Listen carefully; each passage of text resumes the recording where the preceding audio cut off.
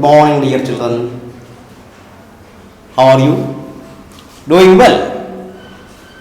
Could you come and collaborate with our new device of teaching? Okay. Now you are welcome. Take your notebook and I humbly ask you to write down the portion I am going to teach you this time.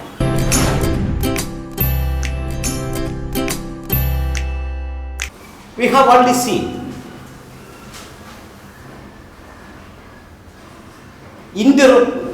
statements. We are dealing with different kinds of sentences. In that pattern, we have already learned assertive sentence or declarative sentence.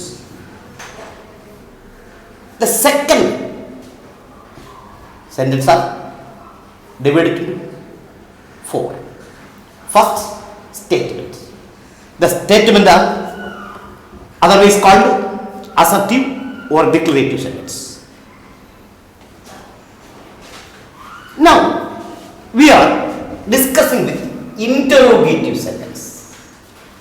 Interrogative. നമുക്കറിയാം വാക്കുകളിൽ കേട്ടുണ്ട്. അവനെ police ഇൻ്ററോഗേറ്റ് ചെയ്യാൻ കൊണ്ടുപോയി എന്ന് പറഞ്ഞാൽ ചോദ്യം ചെയ്തു. അപ്പോൾ ഈ sentence that ask a question is called an interrogative sentence. An interrogative sentence begins with an interrogative word. ഇപ്പോൾ ഇൻ്ററോഗേറ്റീവ് ചോദ്യവാക്കുകളിൽ തുടങ്ങുന്ന ഒരു ചോദ്യവാക്ക് ആയിരിക്കും ആരംഭിക്കുന്നത്. മലയാളത്തിൽ നിങ്ങൾ ആരാണ്, എവിടെ നിന്ന് വരുന്നത് എന്നൊക്കെ നമ്മൾ ചോദിക്കാറുണ്ട്. എപ്പോഴും വന്നു, എന്താ ചെയ്യണത് ഇതൊക്കെ നമ്മൾ ചോദിക്കാറില്ല. അതുപോലെ ഇംഗ്ലീഷ് നമ്മൾ ചോദിക്കും. അപ്പോൾ ഈ പഠനത്തിൻ്റെ പ്രാധാന്യം to brush up your standard in English, to make you communicate in a flawless way. It is not for the sake of learning English. When we learn, we should learn it precisely and well. Then only it become our own property. പഠനം പ്രൊഡക്റ്റീവായിരിക്കും. നമ്മൾ പഠിക്കുന്നത് നമുക്ക് ഉപയോഗിക്കാൻ കഴിയും. അല്ലാതെ വെറുതെ sentence ഇങ്ങനെ പഠിച്ചു വയ്ക്കുക, നമ്മുടെ പാഠങ്ങൾ പഠിച്ചു കാണാതെ എഴുതുന്നത് പോലെ മാത്രം പോലെ. നിങ്ങൾക്ക് കോമ്പറ്റേറ്റീവ് എക്സാമിനേഷൻ എഴുതണം, അതിലെല്ലാം ഇംഗ്ലീഷ് ഗ്രാമറുകളുണ്ട്. ആ ഗ്രാമർ ഒക്കെ അപ്പോഴറിയാമെങ്കിൽ നിങ്ങൾക്ക് you can easily get through the exam. പിന്നെ മാത്രമല്ല, now we need a foreign language to communicate with others. മറ്റുള്ളവരുമായി സംവാദത്തിലേർപ്പെടാൻ നമുക്കൊരു വിദേശ ഭാഷ വേണം. അതുകൊണ്ട് ഇപ്പോൾ ഇംഗ്ലീഷിനെയാണ് അതായിട്ട് അംഗീകരിക്കപ്പെടുന്നത്. അപ്പം അതിൻ്റെ ബേസ് നമുക്കറിയാം. അതിനാണ് നിങ്ങൾ ഇത് പഠിപ്പിക്കണം. അല്ലാതെ പരീക്ഷയ്ക്ക് എഴുതി ഒരു മാർക്ക് മേടിക്കാൻ വേണ്ടി മാത്രമല്ല. നിങ്ങൾക്ക് ക്ലാസ്സുകളിൽ നമ്മൾ തരുന്നത് ഇഷ്ടപ്പെടണം എന്ന് വിചാരിക്കുന്നു. നിങ്ങൾ എന്ത് ചെയ്യണം? മറ്റുള്ളവരുമായി പങ്കുവയ്ക്കണം. ഈ ക്ലാസ്സുകളിലേക്ക് നിങ്ങൾ അവരെ സ്വാധീനം നടത്തണം. നിങ്ങളുടെ അഭിപ്രായത്തിലൂടെയാണ് ഞങ്ങളുടെ നിലനിൽപ്പ് വളർച്ചയേക്കാം. അപ്പം നിങ്ങളുടെ സഹകരണങ്ങൾ പ്രതീക്ഷിച്ചുകൊണ്ട് നമ്മൾ സെൻറ്റൻസിൻ്റെ രണ്ടാം വിഭാഗത്തിൽപ്പെടുന്ന ചോദ്യങ്ങളെ അവലംബിക്കുന്ന ഭാഗമാണ് പഠിക്കുന്നത്. അതിന് ഇൻ്ററോഗേറ്റീവ് സെൻറ്റൻസ് എന്ന് പറയും.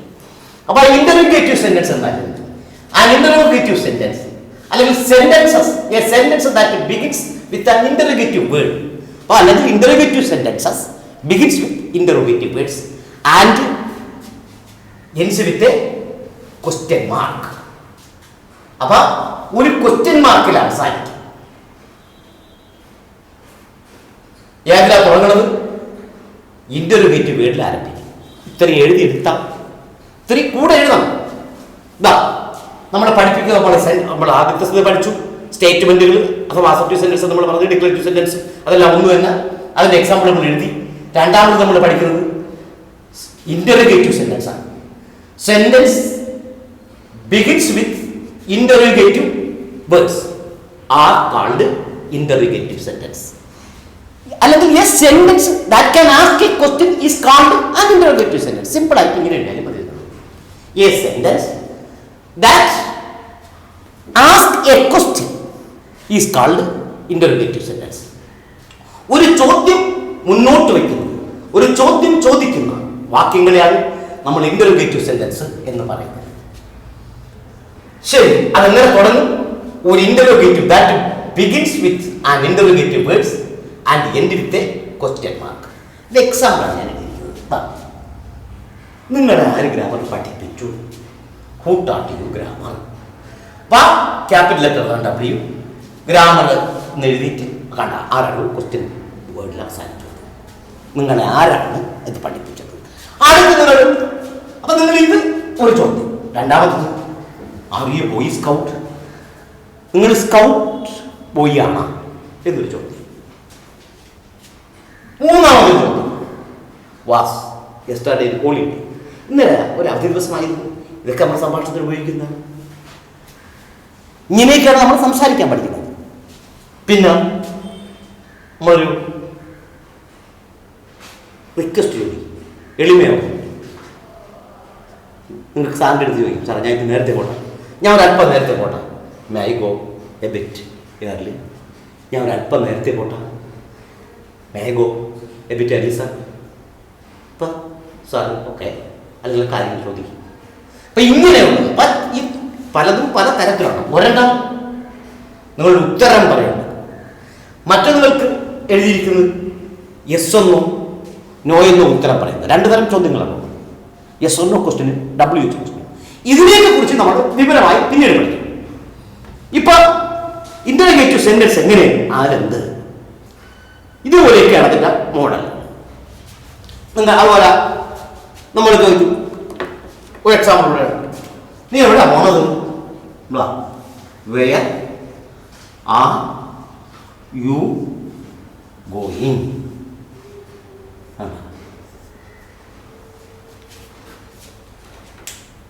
ഇത് നമ്മൾ ഒരു ഉത്തരം കൊടുക്കരുത്. WH-ലും H-ലും തുറക്കണം ചെയ്യണം. How many brothers you have? അത് H-ൽ തുടങ്ങി. അപ്പൊ ഇത്തരം ചോദ്യങ്ങൾക്ക് നമുക്ക് എത്ര സഹോദരങ്ങളുണ്ട്? അപ്പൊ നമ്മൾ ഈ പഠിക്കുന്നതൊക്കെ ഇതുപോലെയുള്ള ചോദ്യങ്ങൾ ചോദിക്കാൻ പറയുക, പഠിക്കുക, അതിന് റെസ്പോണ്ട് ചെയ്യാൻ കഴിയുക, ഈ രീതിയിലാണ് നമ്മൾ പഠിക്കുന്നത്. അപ്പോൾ എന്താണ് നമ്മൾ പഠിച്ചത്? രണ്ടാമത്തെ സെന്റൻസ് ഇന്ററോഗേറ്റീവ് സെന്റൻസ്. ഒരു ഇന്ററോഗേറ്റീവ് സെന്റൻസിന്റെ പ്രത്യേകതകൾ എന്താണ്? ഒരു ഇന്ററോഗേറ്റീവ് വേർഡ്, ഇന്ററോഗേഷൻ എന്ന വാക്കിന്റെ അർത്ഥം എന്താണ്? ദാറ്റ് അറൈസസ് എ ക്വസ്റ്റ്യൻ, ഒരു ചോദ്യമാണ്. The police caught him and interrogated him at the station. Police അവനെ പിടിച്ചു, സ്റ്റേഷനിൽ ചോദ്യം ചെയ്തു. ക്വസ്റ്റ്യൻ എന്നത് ഇതാണ് ഇന്ററോഗേഷൻ. അപ്പോൾ ഇന്ററോഗേറ്റീവ് സെന്റൻസ് നമ്മൾ പഠിക്കുന്നത്. അതിന്റെ സ്വഭാവം അങ്ങനെ കണ്ടറിയാം. ഒരു ക്വസ്റ്റ്യൻ വേർഡിൽ തുടങ്ങും, ഒരു ക്വസ്റ്റ്യൻ മാർക്കിൽ അവസാനിക്കും. എൻ്റെ എക്സാമ്പിളാണ് കിട്ടിയിരിക്കുന്നത് ഞാൻ. Who taught you grammar?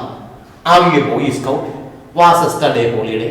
May I go a bit early? Where are you going? How many brothers you have?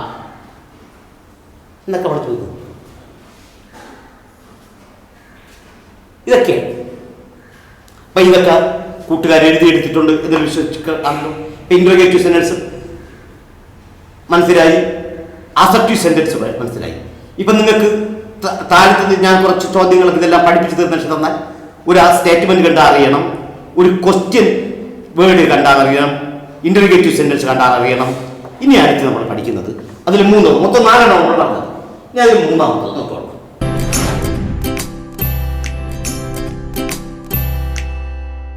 അടുത്തത് സെന്റൻസിന്റെ മൂന്നാമത്തെ രൂപം. 4 തരം സെന്റൻസ് ഉണ്ട് നമ്മൾ പറഞ്ഞത്. ഒന്ന് സ്റ്റേറ്റ്മെന്റ്, അതിന് മറ്റൊരു പേര് അസർട്ടീവ് എന്ന് പറയും, ഡിക്ലറേറ്റീവ് എന്ന് പറയും. ഒരു ക്യാപിറ്റൽ ലെറ്ററിൽ തുടങ്ങി ഫുൾ സ്റ്റോപ്പിൽ അത് അവസാനിക്കും, നിങ്ങൾക്കറിയാം. രണ്ടാമത് നമ്മൾ ഇന്ററോഗേറ്റീവ് സെന്റൻസ് പഠിച്ചു, ക്വസ്റ്റ്യൻ വീട്ടിൽ തുടങ്ങി ക്വസ്റ്റ്യൻ മാർക്കിൽ അവസാനിക്കുന്നതാണ് അത്തരം ചോദ്യങ്ങൾ, അത്തരം സെൻറ്റൻസുകൾ. മൂന്നാമതായിട്ട് നമ്മൾ പഠിക്കുന്നതാണ്. അപ്പം 3 ABC എന്നോ 1, 2, 3 നമുക്ക് നോട്ട് ബുക്കിൽ എഴുതാം. Imperative sentences. ഇതാണ് ഈ സാധനം. സെൻറ്റൻസസ്, വാക്യങ്ങൾ വിച്ച് എക്സ്പ്രസ്, പ്രകടിപ്പിക്കുന്നു. എന്താണ് കാണിക്കുന്നത്? അപ്പോൾ കൊച്ചു ക്ലാസ് ഇങ്ങനെ ഒരു sentence which express a command or request. ഇത് മാത്രമേ നമ്മൾ പഠിച്ചിട്ടുള്ളൂ. കൊച്ചു ക്ലാസ്സിലൊക്കെ നമ്മൾ അത്രയും മതി. കൊച്ചു ക്ലാസ്സിലൊക്കെ ഇപ്പം ഇച്ചുകൂടെ വലിയ ക്ലാസ്സായ അത് ഇച്ചുകൂടെ വലുതായിട്ട് പഠിക്കും. Sentences which expresses a command, ഒരാജ്ഞ, എ റിക്വസ്റ്റ്, ഒരപേക്ഷ, എ പ്രയർ, ഒരു പ്രാർത്ഥന, ഒരു വിഷ്. പിന്നെ നമ്മൾ എന്ത് ചെയ്യും? നമ്മൾ ആളുകളെ വിഷ് ചെയ്യാറ്. പിന്നെ ദൈവം അനുഗ്രഹിക്കട്ടെ, നിനക്ക് നല്ലത് വരട്ടെ, ദൈവം നിന്നോടൊപ്പം ഉണ്ടായിരിക്കട്ടെ എന്നൊക്കെ നമ്മൾ പറയും. നിനക്ക് സൽഭാഗ്യം നേരുന്നു എന്നൊക്കെ നമ്മൾ പറയാറുണ്ട്. ഇതെല്ലാം വിഷ. അതെല്ലാം ഏത് വിഭാഗത്തിൽ വരുന്നതാണ്? ഇമ്പരേറ്റീവ് സെന്റൻസിൽ വരുന്നതാണ്. പിന്നെ ഒരു അഡ്വൈസ് കൊടുക്കുന്നുണ്ട്, ചെലവിത്തി കൂടെ ഒക്കെ കുറയ്ക്കണം, ആരോഗ്യം ശ്രദ്ധിക്കണം എന്നൊക്കെ നമ്മൾ പറയും. അത്തരത്തിൽ ഇവയെല്ലാമാണ്. അപ്പൊ ഏതൊക്കെ വരും? അതിൽ ഒരു കമാൻഡ് വരും, ഒരു റിക്വസ്റ്റ് വരും, ഒരു പ്രയർ വരും, ഒരു പ്രാർത്ഥന വരും, എ പീസ് ഓഫ് അഡ്വൈസ്. ഇത്രയും വരുന്ന സെന്റൻസുകളാണ് ഇമ്പരേറ്റീവ് സെന്റൻസ് എന്ന് പറയുന്നത്. അപ്പൊ മൂന്നാമത്തെ സെന്റൻസ് ഏതാണ്? Imperative sentences. What is an imperative sentence? ഇപ്പോൾ നിങ്ങൾ അങ്ങനെ പറയും, sentence which express a command, a request, a prayer, a wish or a piece of advice are called imperative sentences. But what are imperative sentences? എന്ത് പറഞ്ഞു കൊടുക്കും? കൂട്ടുകാർ കൂടുക എഴുതിയെടുത്തോളൂ. Sentences which expresses, expresses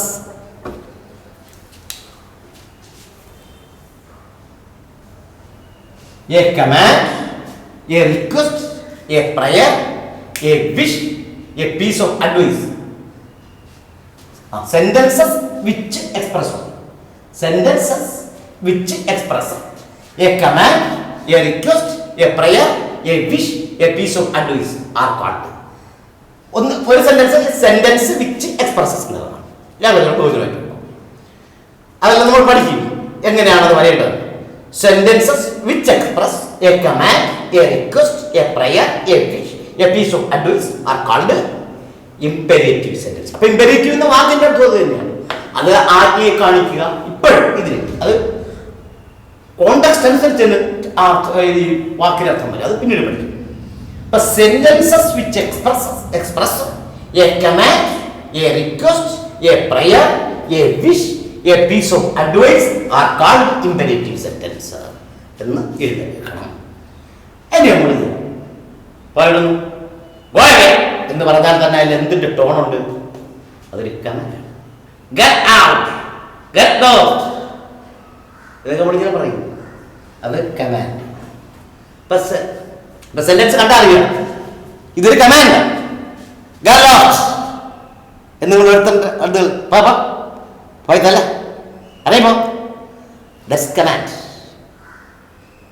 How mercy on me. എന്നിൽ ദയ കാണിക്കണേ എന്ന് പറയുമ്പോൾ ടോൺ അറിയാം. That is a request. How mercy on me എന്ന് നമ്മൾ പറയണം. അതൊരു റിക്വസ്റ്റാണ്. പ്ലീസ് ഹെൽപ്പ് മീ എന്ന് നിങ്ങൾ പറയും. അതും റിക്വസ്റ്റാണ്. Please give me something to eat എന്നൊക്കെ നമ്മൾ പറയും. Please help me out of the situation.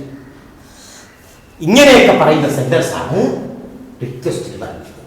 അപ്പോൾ go away, get lost, stand, bring him here എന്നൊക്കെ ഒരാൾ പറഞ്ഞാൽ ആ ടോൺ അറിയാം. That is command. ഈ റിക്വസ്റ്റ് അഥവാ അപേക്ഷാസനം ഞാൻ നിങ്ങൾക്ക് ഓരോ എക്സാമ്പിൾ എഴുതിയിട്ടുള്ളൂ. അപ്പം അത് ഇതുപോലെയുള്ള സെന്റൻസ് റിക്വസ്റ്റ് ആ ടോൺ കേൾക്കാൻ പറയാം. അടുത്തത് മാതാപിതാക്കൾ നിങ്ങളുടെ പറയും, അധ്യാപകർ പറയും, കണ്ട, take care of your health, don't waste your money, don't idle away your precious time എന്നൊക്കെ അധ്യാപകർ നിങ്ങളുടെ അടുത്ത് പറയാറുണ്ടെങ്കിൽ അതെല്ലാം ഈ പീസ് ഓഫ് അഡ്വൈസാണ്. വിലപ്പെട്ട സമയങ്ങളൊന്നും പാഴിക്കളയൽ എന്നൊരാൾ പറഞ്ഞാൽ അത് ഒരു ഉപദേശമാണ്, അഡ്വൈസാണ്. അപ്പോൾ നമ്മൾ ഏതൊക്കെ പഠിച്ച് കൊച്ചു ക്ലാസ്സിലൊക്കെ ആണെങ്കിൽ നമ്മളൊരു ഏതെങ്കിലും കമാൻഡോ റിക്വസ്റ്റ് എന്ന് പഠിക്കുകയുള്ളൂ. പക്ഷേ ഒരു അഡ്വൈസോ ഒരു പ്രയറോ ഒരു വിഷോ ഒക്കെ വന്നാൽ അതെല്ലാം ഏത് വിഭാഗത്തിൽപ്പെടും? ഇമ്പരേറ്റീവ് സെന്റൻസിന്റെ വിഭാഗത്തിൽപ്പെടുന്നതാണ്. അത് കൊച്ചു ക്ലാസ്സിൽ നിന്ന് നമ്മൾ വലിയ ക്ലാസ്സിലേക്ക് when we move from lower standard to higher standard, there should be a growth in our knowledge also. പഠനത്തിനും ആ ഒരു വളർച്ച വേണം. നമ്മൾ കൊച്ചു ക്ലാസ്സിൽ നിന്നും വലിയ ക്ലാസ്സിലേക്ക് വഴിക്കുമ്പം നമുക്ക് കിട്ടുന്ന ഇൻഫർമേഷനും അതനുസരിച്ച് എന്ത് ചെയ്യണം, വളരണം. അപ്പോഴാണല്ലോ അത് സ്റ്റാൻഡേർഡ് എന്ന് പറയുന്നത്, നമ്മൾ ആ നിലവാരം എന്ന് പറയുന്നത്. അതുപോലെ നിങ്ങളുടെ ബിഹേവിയറിൽ ആ ഒരു ഇതുണ്ടായിരിക്കും. when you move from lower standard to higher standard, certain higher standard of conduct is expected from you. അപ്പോൾ അതാണ് പഠനം എന്ന് പറയുന്നത്. അതൊരു ഓൾറൗണ്ട് ഡെവലപ്മെന്റ് ഉണ്ടാക്കിയെടുക്കണം. അതുപോലെ വിഷയങ്ങളിലും അതുപോലെ വരും. നിങ്ങൾ 10ൽ പഠിക്കുന്നതിൽ നിന്നും പ്ലസ് 1ലേക്ക് മാറുമ്പം പഠിക്കുന്ന പാഠത്തിൻ്റെ ഒരു നിലവാരത്തിനും ഒരു ചെറിയ വ്യത്യാസം വരും. ഗ്രാമറിലാണെങ്കിലും അങ്ങനെ. കമാൻഡോ റിക്വസ്റ്റോ മാത്രമാണ് നമ്മൾ ഇതിൽ 10ാം ക്ലാസ് വരെ പഠിച്ചെങ്കിൽ ഇതിൽ ഈ സാധനങ്ങൾ കൂടെയൊക്കെ വരും. ഇതാ ഒരു അഡ്വൈസ് വന്നാലും ഇത് ഇതാണ്, നമ്മൾ പ്രാർത്ഥന, എൻ്റെ പാപങ്ങൾ പൊറുക്കണം, ഇതൊക്കെ നമ്മൾ പറയും. നമ്മൾ അങ്ങനെയൊക്കെ പറയുന്നത് സ്വാഭാവികമായിട്ടും പ്രാർത്ഥനകളാണ്. അപ്പോൾ അത് ഒരു പ്രാർത്ഥന വന്നാൽ അത് ഇമ്പരേറ്റീവ് സെന്റൻസിന്റെ വിഭാഗത്തിലുള്ളതാണ്. അതുപോലെ നമ്മളൊരു വിഷുവാണ്, May God bless you. ദൈവം നിന്നെ അനുഗ്രഹിക്കട്ടെ. Let Almighty turn His gracious eyes and bless you. സർവശക്തനായ ഈശ്വരൻ അദ്ദേഹത്തിൻ്റെ കണ്ണുകൾ നിന്നിലേക്ക് തിരിക്കട്ടെ, നിന്നെ അനുഗ്രഹിക്കട്ടെ എന്ന് പറയുന്നതും എന്ന് തന്നെയാണ് വിഷ. പിന്നെ ഞാൻ ഒരു അഡ്വൈസിന് നിങ്ങളുടെ അദ്ദേഹത്തിൻ്റെ ചിലവ് കുറയ്ക്കണം എന്നൊരാൾ പറഞ്ഞാൽ നിങ്ങൾ ഏതിൽ വരും? അത് അഡ്വൈസ് ആവും, വിഷാവും, പ്രയറാവും. കട്ട് ഡൗൺ യുവർ എക്സ്പെൻസസ് എന്ന് പറയുന്നത് ഒരു അഡ്വൈസാണ്. ഇത്രയുമാണ് യാതിൽ വരുന്നത്, ഇമ്പരേറ്റീവ് സെന്റൻസസിൽ വരുന്നത്. ഒരു ഇമ്പരേറ്റീവ് സെന്റൻസ് എന്നാൽ എന്ത്? Imperative sentences which express a command, a request, a prayer, a wish, a piece of advice are called imperative sentence. Example ഏതൊക്കെയാ പറഞ്ഞു? ഗോ അവേ, അതായത് വരും command. Have mercy on me, ആ request ആണ്. Take care of your health, അത് advice ആണ്. Forgive my sins, എൻ്റെ പാപങ്ങൾ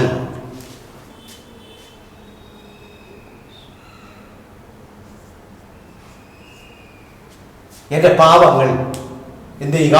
പൊറുക്കുക എന്ന് പറഞ്ഞൊരു പ്രാർത്ഥനയാണ്. മേ ഗോഡ് ബ്ലസ് യു, അതൊരു വിഷയമാണ്. കട്ട് ഡൗൺ യുവർ എക്സ്പെൻസസ്, അത് അഡ്വൈസ്. ഇപ്പോൾ കൊച്ചു കൂട്ടുകാരല്ല ഇതെല്ലാം എഴുതിയെടുത്തല്ലേ, ഇത് എഴുതിയെടുത്തിട്ട് സെന്റൻസിന് കണ്ടാൽ മനസ്സിലാവണം സ്റ്റേറ്റ്മെന്റ് ഏതാണ്, ഇന്റർഗേറ്റീവ് സെന്റൻസ് ഏതാണ്, ഒരു ഇമ്പരേറ്റീവ് സെന്റൻസ്. അപ്പൊ ഇവിടെ 3 പഠിച്ചു. ഇനി നമുക്ക് ഒരെണ്ണം കൂടെ പഠിക്കുമ്പം സെന്റൻസ് 4 വിധം ആകും, 4 തരത്തിലുള്ള സെന്റൻസ് ആകും. ഇനി ഒന്നുകൂടെ ഉള്ളു, നമ്മൾ ഒരു സഡൻ ഫീലിങ്ങിനെ നമ്മൾ ഇങ്ങനെ എക്സ്പ്രസ് ചെയ്യുന്നത്. അതാണ് നമ്മൾ അടുത്തത് പഠിക്കാൻ പോകുന്നത്.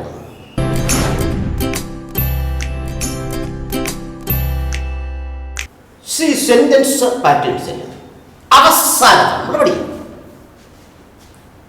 ലാസ്റ്റ് സെന്റൻസ് നമ്മൾ എത്ര തരം സെന്റൻസ് ഉണ്ടെന്ന് പറഞ്ഞ് 4. സ്റ്റേറ്റ്മെന്റ് അറിയാം, ഇന്ററോഗേറ്റീവ് സെന്റൻസ് അറിയാം, ഇമ്പരേറ്റീവ് സെന്റൻസ് അറിയാം, അടുത്തതാണ് exclamatory sentences. What are exclamatory sentences? എഴുതിയെടുത്തോളണം. സെന്റൻസസ് വിച്ച് കൺവേ, ഞാൻ എൻ്റെ അറിവ് നിങ്ങളിലേക്ക് കൺവേ ചെയ്യുന്നു, എനിക്ക് കിട്ടിയ വിവരം നിങ്ങളോട് കൺവേ ചെയ്യുക, വിനിമയം ചെയ്യുക. സഡൻ ഔട്ട്ബസ്റ്റ് ഓഫ് ഫീലിംഗ്, പെട്ടെന്ന് വികാരങ്ങളെ പ്രകടിപ്പിച്ചു. നമ്മളെ വികാരങ്ങളെ നമ്മൾ ഇങ്ങനെ നമ്മളാക്കും ഇത്. അപ്പൊ ഈ സഡൻ എക്സ്പ്രഷൻ ഓഫ് ഫീലിംഗിനെയാണ് എക്സ്ക്ലമേറ്ററി സെന്റൻസ് എന്ന് പറയുന്നത്. അപ്പോ what are exclamatory sentences? Sentences which convey sudden feelings are called exclamatory sentences. They always ends with exclamation mark. അത് എഴുതിയെടുത്തോളണം. അവ എങ്ങനെ അവസാനിക്കും? ഒരു എക്സ്ക്ലമേഷൻ മാർക്കിൽ അവസാനിക്കും. അത് ലാസ്റ്റ് ആണ് പഠിക്കുന്നത്. അപ്പൊ ഈ ലാസ്റ്റ് എക്സ്ക്ലമേറ്ററി സെന്റൻസ്. ഈ എക്സ്ക്ലമേറ്ററി സെന്റൻസ് എന്നാൽ സെന്റൻസസ് വിച്ച് കൺവൈസ് സഡൻ ഫീലിംഗ്സ്, ശക്തമായ നമ്മളുടെ വികാരങ്ങളെ നമ്മൾ പ്രകടിപ്പിക്കുന്ന വാക്യങ്ങളെയാണ് എക്സ്ക്ലമേറ്ററി സെന്റൻസ് എന്ന് പറയുന്നത്. അവ എപ്പോഴും എങ്ങനെ അവസാനിക്കും? എക്സ്ക്ലമേഷൻ മാർക്കിൽ അവസാനിക്കും. അവിടെ ഒരു കാര്യം നമ്മൾ ഓർമ്മിച്ചോളാം. ഇൻ സച്ച് കേസസ്, ഈ കാര്യങ്ങൾ, അതായത് ഈ എക്സ്ക്ലമേറ്ററി സെന്റൻസുകൾ എഴുതുമ്പോൾ അല്ലെങ്കിൽ പറയുമ്പോൾ നമുക്ക് എന്ത് വേണ്ട? പലപ്പോഴും convenient avoid the verbs, omit ചെയ്ത മീൻസ് അതിനെ ഒഴിവാക്കാം. ക്രിയ വേണം എന്നില്ല, ക്രിയ നിങ്ങൾക്ക് ഒഴിവാക്കാം. ഇത് നിങ്ങൾക്ക് ഒരു ന്യൂ ഇൻഫർമേഷൻ ആയിരിക്കണം. ചിലപ്പോൾ കഴിഞ്ഞ ക്ലാസ്സുകളില്ല, അല്ലെങ്കിൽ നമ്മൾ കൊച്ചു ക്ലാസ്സിൽ നമ്മളത് പഠിക്കണമെന്നില്ല. നമുക്കിത് വെർബിൻ്റെ സാന്നിധ്യത്തെ നമുക്ക് ഒഴിവാക്കാം. എക്സ്ക്ലമേറ്ററി സെന്റൻസിൽ വെർബുകൾ അത്യന്താപേക്ഷിതമായ ഘടകം അല്ല. എന്തൊരാശയം! ആ പറഞ്ഞ ഐഡിയ അതിൽ ഏതെങ്കിലും വെർബുണ്ടോ? പ്രവൃത്തിയെ കാണിക്കുന്ന ഏതെങ്കിലും പദമുണ്ടോ? വെർബെന്ന് പറഞ്ഞാൽ അതാ നമുക്കറിയാം. വേർഡ് ആക്ഷൻ ഡിനോട്ട് ചെയ്യുന്ന വാക്കുകൾ അതില്ല. അപ്പൊ എന്ത് നിർബന്ധമല്ല, വെർബ് അഥവാ ക്രിയ നിർബന്ധം അല്ല. ഒരു example എഴുതാണ്.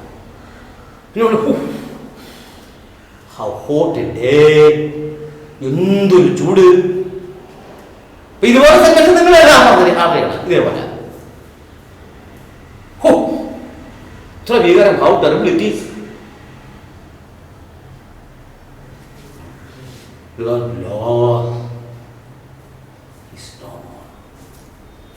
He is no more.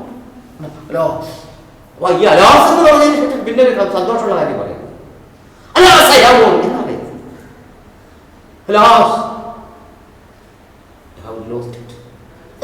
എനിക്ക് നഷ്ടം. അപ്പൊ അത് വേറൊരു വികാരമാണ്. അപ്പൊ നമ്മൾ ഈ അലാസെന്നും ഓയെന്നും ഒക്കെ നമ്മൾ പറയുന്നത് ഓരോ വികാരങ്ങൾ. ഇത് വിങ്സ് ഓഫ് എ ഡവ്, ഒരു പ്രാവിന്റെ ചിറകുകൾ എനിക്കുണ്ടായിരുന്നു എങ്കിൽ നമ്മളില്ലാത്ത ഒരെണ്ണത്തിനെ കുറിച്ച് സങ്കല്പിക്കണം. സിറ്റുവേഷൻ നമ്മൾ പറഞ്ഞില്ല. Had we got the wing like a dove, we would have flown in the air.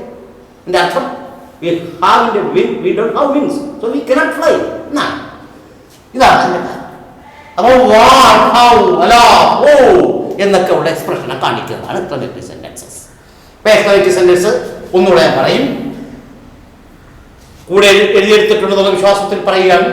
Exclamatory sentence which conveys sudden feelings are called exclamatory sentence. They always ends with exclamation mark. In such cases എന്ത് വേണ്ട? നമുക്ക് ഏതിനെ ഒഴിവാക്കാം? Verbs can be omitted. Example ഏതൊക്കെയാണ്?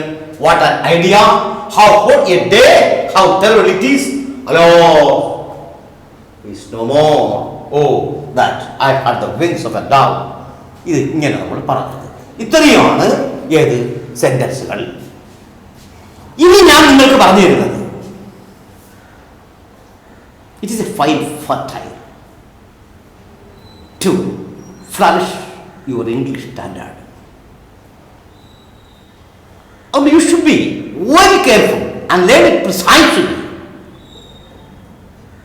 It is impossible for us, or many of our students, even though they had educated in brilliant English medium schools for years, they don't know how to cook up simple sentence without mistake. That's the point of it. അനേക വർഷങ്ങളിൽ English medium സ്കൂളുകളിൽ പഠിച്ചിട്ടും നമ്മുടെ കുട്ടികൾ പലപ്പോഴും English ഈ സംഭാഷണത്തിൽ അവർ അടച്ചു.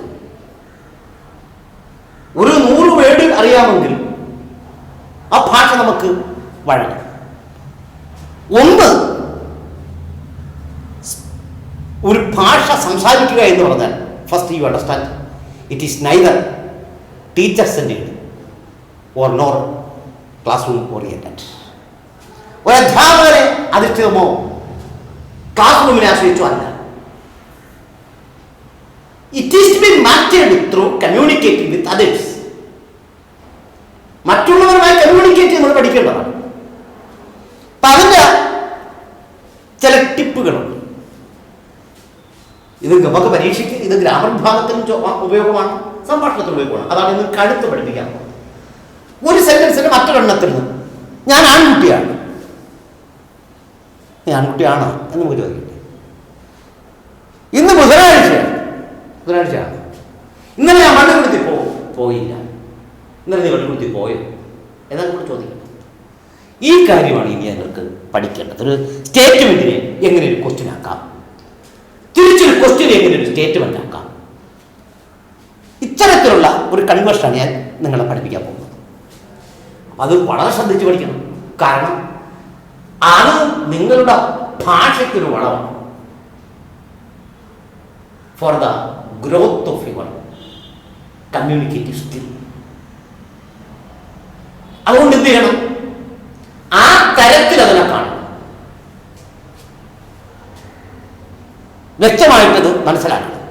എന്നിട്ട് ഞാൻ തന്നെ എക്സാമ്പിൾ തന്നെ തന്നെ എഴുതി നോക്കണം. ഈ മാധ്യമമായതുകൊണ്ട് നിങ്ങൾ എന്ത് ചെയ്യുന്നു എന്നുള്ളത് എനിക്ക് പ്രത്യക്ഷത്തിൽ കാണാൻ കഴിയില്ല. പക്ഷേ you have to boost up yourself. സ്വയം ചെയ്യണം.